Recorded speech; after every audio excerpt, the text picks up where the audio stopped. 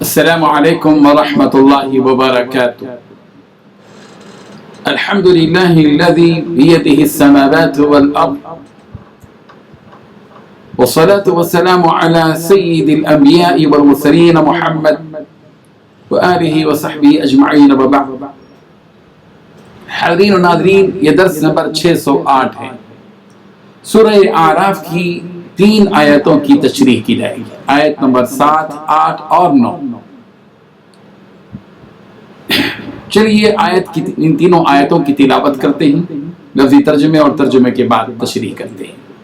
اعوذ باللہ من الشیطان الرجیم، بسم اللہ الرحمن الرحیم. فلنقصن علیہم بعلم وما كنا غائبین والوزن یومئذ الحق فمن ثقلت موازینه فأولئک هم المفلحون ومن خفت موازینه فأولئک الذین خسروا انفسهم بما كانوا بآیاتنا یظلمون. صدق اللہ العظیم. فلنقصن، پھر ہم بیان کریں گے سب باتوں کو، علیہم ان پر، بعلم، علم کے ساتھ، وما کننا اور ہم نہ تھے، غائبین غائب، والوزن اور اعمال کا وزن، یومئذ اس دن، الحق برحق ہے. فمن، پھر جو شخص کے، ثقلت بھاری ہو گئی، موازینہ اس کے نیک اعمال کی میزان، فاولئک ہم تو وہی لوگ ہیں، المفلحون کامیاب. ومن اور جو شخص کے، خفت ہلکی ہو گئی، موازینہ اس کی میزان، فاولئک تو وہی لوگ ہیں کہ الذین جنہوں نے، خسروا خسارے میں ڈالا، انفسہم اپنی جانوں کو، بما بوجہ اس کے کہ کانوا تھے وہ، بھی آیاتنا ہماری آیتوں کے ساتھ، یظلمون بے انصافی کرتے. ترجمہ پھر اپنے علم سے ان کے حالات بیان کریں گے، اور ہم کہیں غائب تو نہیں تھے، اور اس روز اعمال کا تولنا برحق ہے. تو جن لوگوں کے اعمال کے وزن بھاری ہوں گے تو وہ نجات پانے والے ہیں، اور جن لوگوں کے وزن ہلکے ہوں گے تو یہی لوگ ہیں جنہوں نے اپنے آپ کو خسارے میں ڈالا، اس لیے کہ ہماری آیتوں کے بارے میں بے انصافی کرتے تھے.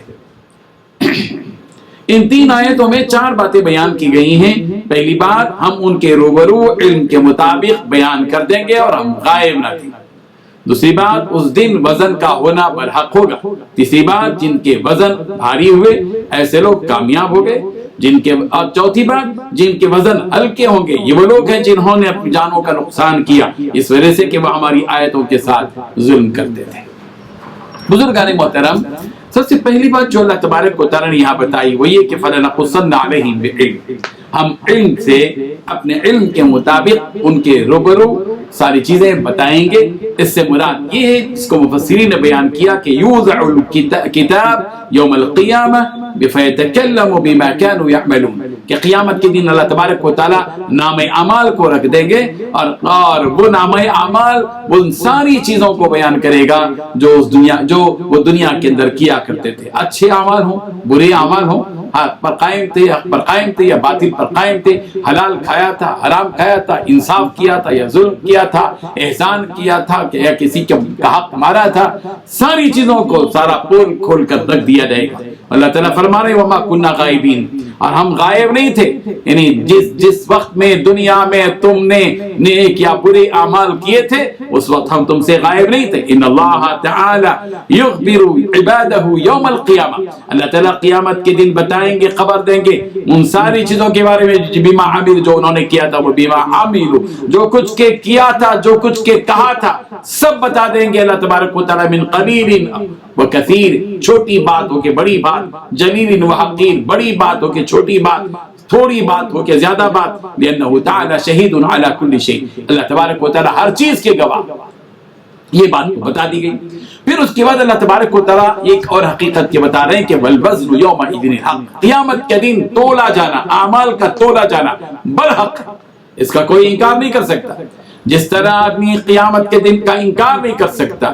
ایمان کے لیے جہاں ضروری ہے کہ آدمی جنت پر اور دوزخ پر ایمان لے آئے، فرشتوں پر، آسمانی کتابوں پر، نبیوں پر ایمان لائے، وہیں اس بات پر بھی ایمان رکھنا ضروری ہے کہ کل قیامت کے دن اللہ تبارک و تعالیٰ میزان عدل قائم کریں گے، ترازو انصاف کی ترازو قائم کریں گے، اور پھر کیا ہوگا؟ فمن ثقلت موازینہ فاولئک هم المفلحون، جن کا پلڑا نیک اعمال کا بھاری ہوگا وہ لوگ قیامت کے دن کامیاب اور سرشار ہوں گے، کامیابی سے نجات پانے والے ہوں گے، اللہ کے مقرب ہوں گے، ان کے حق میں جنت کا فیصلہ ہوگا۔ اور پھر دوسری جانب وہ لوگ ہوں گے ومن خفت موازینہ، جن کے پلڑے ہلکے ہوں گے اور برے اعمال ان کے پاس ہوں گے اور کوئی نیک عمل ان کا نہیں ہوگا، بس ہلکا ان کا پلڑا ہوگا، یہ وہ لوگ ہوں گے فاولئک الذین خسروا انفسهم، یہ وہ لوگ ہوں گے جنہوں نے اپنے آپ کو نقصان کیا اس لیے کہ وہ ہماری آیتوں کے ساتھ ظلم کیا کرتے تھے۔ احادیث میں سلسلے میں آپ اس آیت کو بھی ذہن میں رکھیے، فَأَمَّا مَنْ ثَقُلَتْ مَوَازِينُهُ فَهُوَ فِي عِيشَةٍ رَاضِيَةٍ، بس جس کا پلڑا بھاری ہوگا وہ خوش و خرم ہوگا قیامت کے دن۔ وَأَمَّا مَنْ خَفَّتْ مَوَازِينُهُ، اور جس کا پلڑا ہلکا ہوگا فَأُمُّهُ هَاوِيَةٌ، اس کا ٹھکانہ تو دوزخ ہوگا۔